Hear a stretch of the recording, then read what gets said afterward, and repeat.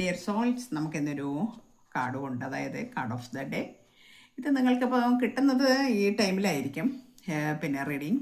പക്ഷേ പിന്നെ 24 മണിക്കൂർ നിങ്ങളുടെ കൈകളിൽ എപ്പോൾ കിട്ടുന്നു അപ്പോൾ മുതൽ 24 മണിക്കൂർ നിങ്ങൾക്കിത് വാലിഡ് ആയിരിക്കും. ആ കാര്യം മറന്നു പോകണ്ട. ഇത് ജനറൽ റീഡിംഗ് ആണ്. ജനറൽ റീഡിംഗ് ആയതുകൊണ്ട് അറിയാമല്ലോ, ബാക്കി കാര്യങ്ങൾ ഞാൻ പറയുന്നില്ല. ഓക്കെ, അപ്പം നമുക്കിന്ന് കിട്ടിയിരിക്കുന്നത് ദ ഹൈ പ്രീസ്റ്റസ് എന്ന കാർഡാണ്. എന്താണ് ഇൻഡ്യൂഷൻ, സബ് കോൺഷ്യസ് മൈൻഡ്, ഇതൊക്കെ അതിനെയൊക്കെ ഒരു നമ്മുടെ ഉള്ളിലുള്ള ചില കാര്യങ്ങൾ, നമ്മൾ പുറത്ത് അറിയിക്കാതെ കൊണ്ട് നടക്കുന്ന ചില കാര്യങ്ങൾ, അതായത് അവബോധം, ഉപബോധ മനസ്സ്, നിഗൂഢത, ഇതിവിടെ ഒരു പിന്നെ ഫെമിനൈൻ എനർജി, ഇതൊക്കെയാണ് പ്രതിനിധീകരിക്കുന്നത്.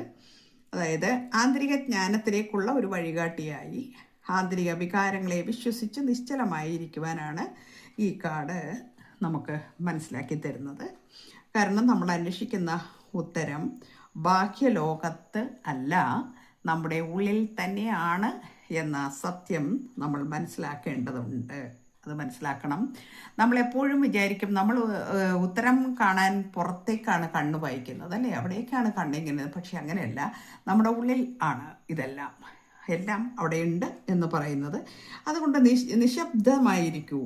നിശബ്ദതയും നിശ്ചലതയും നമ്മളുടെ ആന്തരിക ജ്ഞാനത്തെ ഉയർത്താൻ നമുക്ക് ഒരുപാട് സഹായിക്കും. ഇതിപ്പോൾ നമ്മളുടെ ലവ് ബന്ധങ്ങളായിരിക്കാൻ, പ്രണയ ജീവിതമായാലും, റിലേഷൻഷിപ്പ് ആണെങ്കിലും, കരിയർ, ഫിനാൻസ്, ഏത് വിഷയങ്ങളിലാണെങ്കിലും ശരി, നമ്മൾ അത് കൃത്യമായി അതിനൊരു ആൻസർ കിട്ടണമെങ്കിൽ ശബ്ദ കോലാഹലങ്ങളിലൂടെ അല്ല, നമ്മൾ കുറച്ച് ക്ഷമ പരിശീലിക്കണം.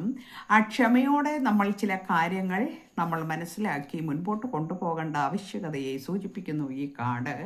അതുകൊണ്ട് നിങ്ങൾ പിന്നെ കുറച്ച് സൈലൻ്റ് ആയിട്ടിരിക്കുന്നു. ഇപ്പോൾ ചില വ്യക്തികൾ, അവരുടെ എനർജിയാണ് നമുക്കിന്ന് വന്നിരിക്കുന്നത്.